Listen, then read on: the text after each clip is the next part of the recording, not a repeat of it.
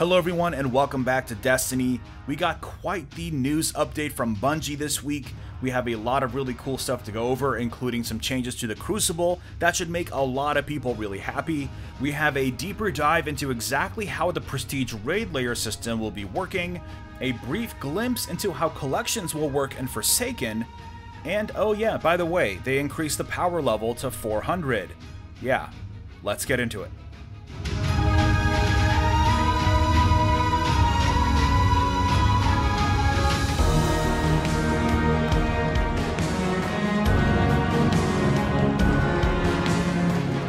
Alright, so let's just jump into it. We have quite a bit to go over. Let's start off with some news about Crucible changes coming with the summer update. First up, Supremacy is leaving the Quick Play playlist. Left behind will be simply Clash and Control. And of course, both of those activities will now be 6v6, which is definitely super exciting. Now, moving on, Supremacy will still be around, but it will find its way to the featured Crucible playlist, the one that rotates every week. And it will be replacing Rumble, which is now going to be a dedicated playlist. A lot of people are going to be very happy about these changes. Now, in addition to that, they're making some changes to how Valor and Glory work. First off, Valor will be awarded by essentially every single playlist within the Crucible that includes competitive Crucible Labs, Iron Banner, and Trials of Osiris. And yes, that does mean that competitive will now award you Valor and Glory at the same time. I like this a lot because not only do you get Valor from many other activities, but also if you're not doing so well in competitive and might be in a losing game, it kind of incentivizes you to stick around because you'll still get Valor out of that match. Pretty smart. Also, if you happen to be joining a game in progress, you can no longer downrank from that match.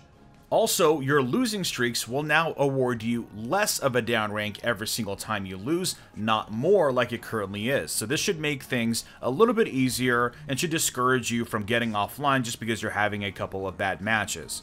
Now, along with these changes, they've made some adjustments to how scoring works and how timing works with certain things, so definitely check out the full This Week at Bungie if you want to know all the details. I'll leave a link to it down below.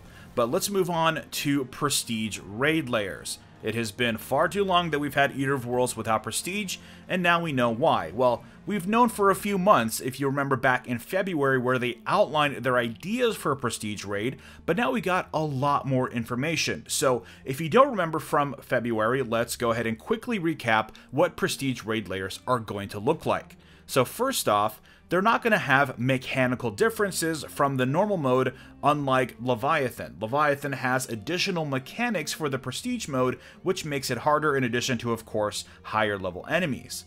So for Prestige raid layers, they're essentially adding modifiers and a new thing called curated loadouts. So modifiers are going to rotate between one of 3 modifiers every week. We know of only one of them so far, and that is Prism, the modifier from the original Nightfalls, which cycled between the 3 elemental burns. Aside from that, there are 2 specially designed modifiers that we don't know about yet, but those are designed by the raid team specifically for raid encounters. That should be pretty promising and might in fact imply that they're going to be utilized in the next raid for Forsaken, which is definitely pretty cool. Now, let's move on to curated loadouts. I think this is going to be where you're really going to notice the difference between Prestige and normal. So essentially, curated loadouts are going to sort of be weapon assignments or limitations for the actual raid. A good example for this is, let's say week 1, the raid will require a auto rifle, a submachine gun, and a sniper rifle in your power slot. That means you can only use an auto rifle in your kinetic slot, you can only use a submachine gun in your energy slot, and you can only use sniper rifles in your power slot. Now, these aren't fully locked loadouts. You can switch between weapons as long as they fit in that weapon slot. So a good example they gave us is, let's say you want to go through most of the raid using your Suros regime, but towards Callus, you might want to switch away to your Darcy, so you put on a legendary auto rifle instead. So you have a little bit of leeway and a little bit of variation there, but you're pretty much locked into those weapon types that Bungie has curated for that week. And so the next week they might require kinetic sidearms, an energy pulse, and a grenade launcher. That would be pretty insane. And honestly, I think it's going to be super fun combined with the modifiers. This should definitely be a very interesting way to raid. Now, you might be asking yourself what exactly I get for completing these prestige raid layers. Well, it turns out that they're kind of sort of raising the light cap a little bit. It's going up to 400, at least what you're going to be able to attain. None of the activities are going to scale, but this gives you an ability to sort of get some of those 400 power weapons before Forsaken comes out. Forsaken has been essentially confirmed to be 600 power, but this gives you an opportunity to get a little bit of a head start. So how is this going to work exactly? So you're going to get your normal rewards as you play through the encounter, but once you clear the encounter and get the final boss done, you will then attain a 400 power weapon. It could be any weapon, not necessarily a raid weapon. It could be a Hawthorne's Field Forge shotgun. It could be a Better Devil's, at least that's what we assume. Or, you know, it could be limited to the pool of the gunsmith. We don't quite know exactly right now.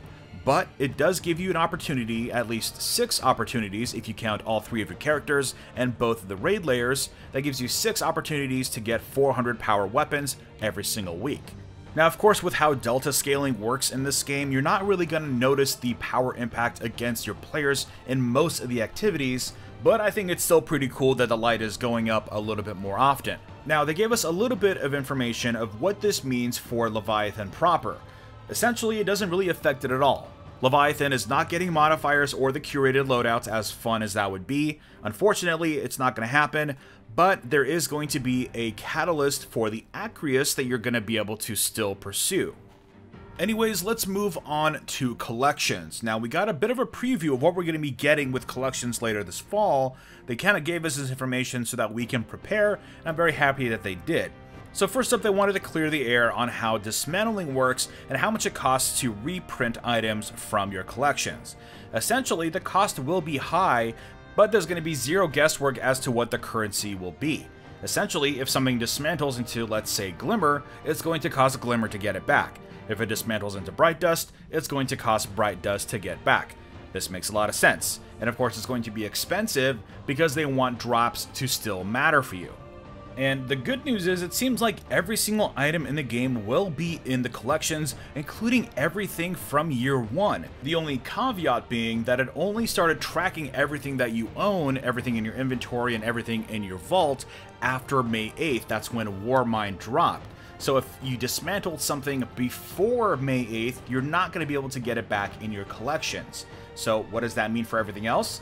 That means that if you have anything in your inventory right now, you can go ahead and dismantle it, and you will get it back after Forsaken drops. They didn't specify anything about Masterworks, but my guess is that it won't be Masterwork, and you'll basically lose that if you decide to dismantle something that is Masterwork.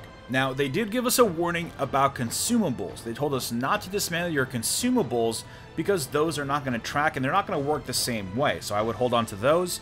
But aside from that, the other big kind of piece of news that we got was that Year 2 randomly rolled weapons will not be going into collections. Now, this is a pretty big deal because, you know, assuming everything that you earn after Forsaken comes out, you might want to get your hands back on again.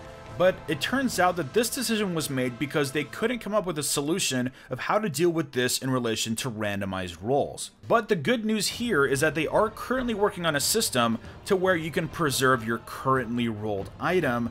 That way you can have it in your collections and get it back again later on. And I suppose if they did include it, that would mean that every time you printed out a Year 2 weapon, it would roll with new perks. And that would be a very, very easy system to manipulate. Now, in addition to that information, it sort of inadvertently confirmed a very interesting piece of information about how armor is going to work after Forsaken. So because they didn't mention armor and they very specifically said randomly rolled weapons, it seems like armor will not feature randomized rolls and will instead feature curated armor perks. So I'm kind of a fan of this. It gives identity to armor, and it should make seeking out different sets of armor a little bit more meaningful. Now, of course, moving on, we do have the final piece of news, and that is that the Solstice of Heroes is going to begin July 31st. This is going to be a very special live event, the final live event for Year 1, and will pave the way for Forsaken.